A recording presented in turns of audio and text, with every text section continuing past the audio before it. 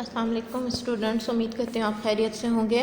Chapter 4 है history of Pakistan और इसका क्वेश्चन नंबर 10 है इवेंट ऑफ द वॉर 1965। तो चलिए अपना लेक्चर स्टार्ट करते हैं। Event of war.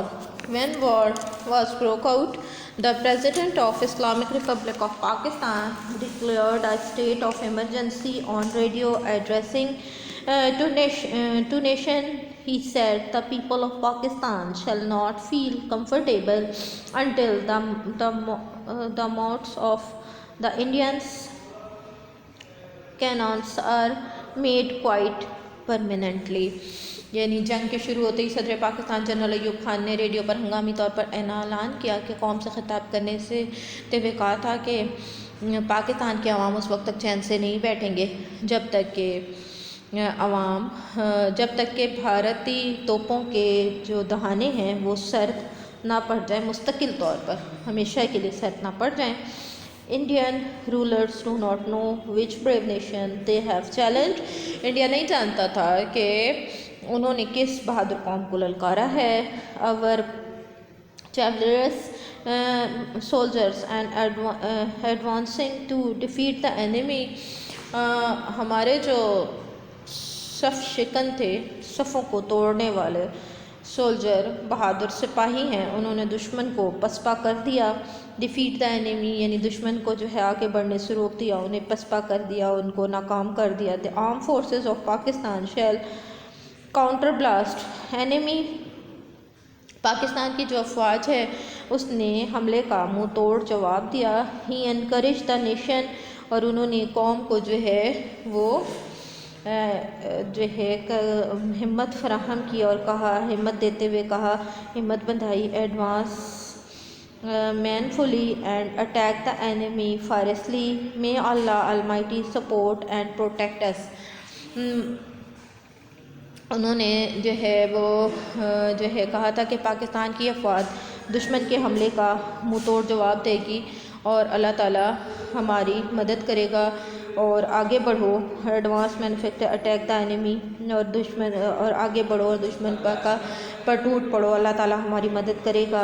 Event of wars are narrated briefly in the following lines. और जो जंग के वाक़यात हैं उनको मंदरजा झैल लाइन में बयान किया जाता है। नंबर 1 जो है वो लाहौर सेक्टर है। India launch a 3 sides attack from Wagah, Barki, Kasur और Lahore with the dawn on 6 September 1965. The daring soldiers of Pakistan not only repelled the enemy advancement but also did not let the enemy cross BRB Canal.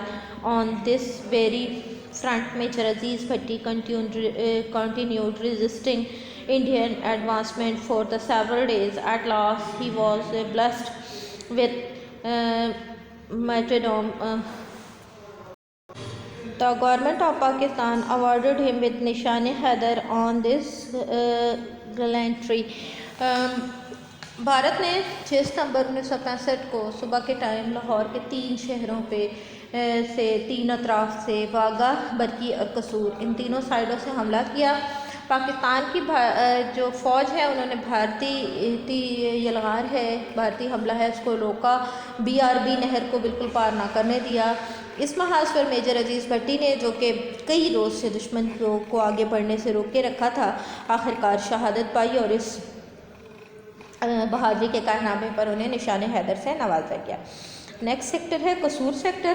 India tried to occupy Lahore with Kasur side but this attack was instantly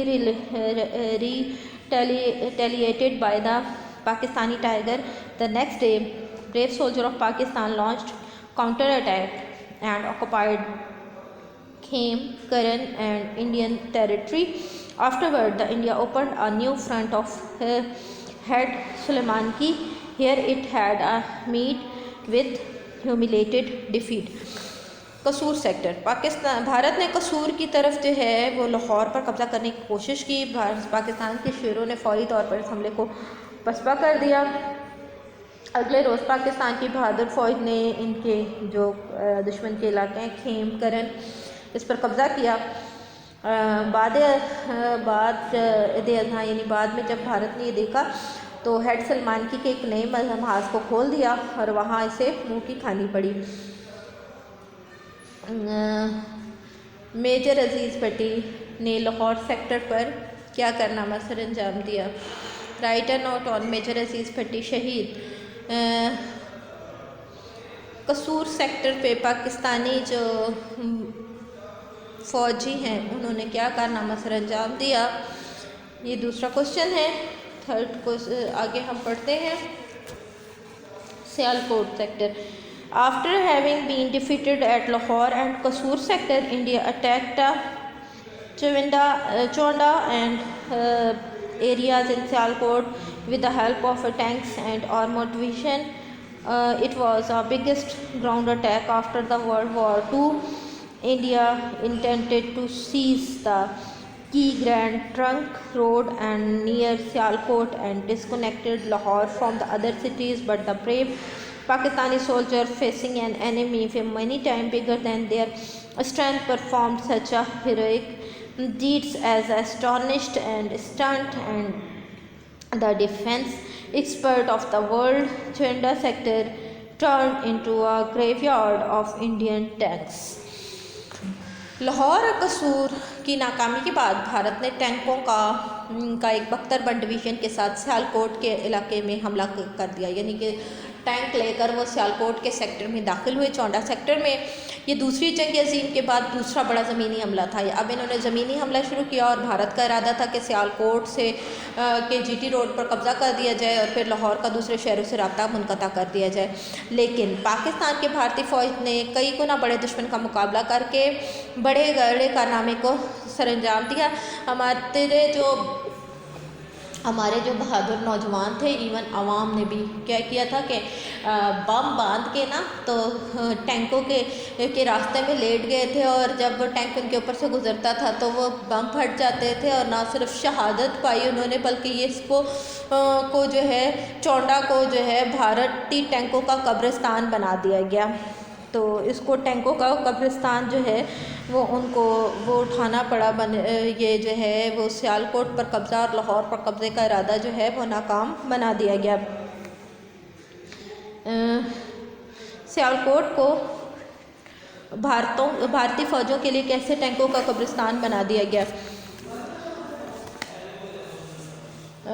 next है Rajasthan sector. After facing a defeat in every sector, Indian nervously extended the scope of the war up to the Rajasthan and advanced in order to occupy Hyderabad. But Pakistan army, with the collaboration of her mujahideen, unnerved the enemy and occupied many of the Indians' posts one after another. हर महाज से शिकस्त खाकर बौखलाकर भारत ने जंग का दायरा car Rajasthan तक फैला दिया। हैदराबाद पर कब्ज़ा करने के लिए कोशिश की, लेकिन यहाँ भी पाकिस्तानी फ़ौज को हुर मुजाहिदीन के साथ मिलकर दुश्मन के छक्के छुड़ा दिए। यानी पाकिस्तानी फ़ौज के साथ हुर मुजाहिदीन ने भी उनका साथ दिया और उस पर ऐसे हमले किए कि जो है वो नाकामी का मुँह देखना पड़ा। पै दर पे शिकस्त के बाद इसकी कई चौकियों पर कब्ज़ा कर लिया, यानी कि इसके बाद पाकिस्तान ने इसकी कई चौकियों पर कब्ज़ा कर लिया। यहाँ तक आपका लेक्चर कंप्लीट होता है। अपना बहुत सा ख्याल रखिएगा। अल्लाह हाफिज़।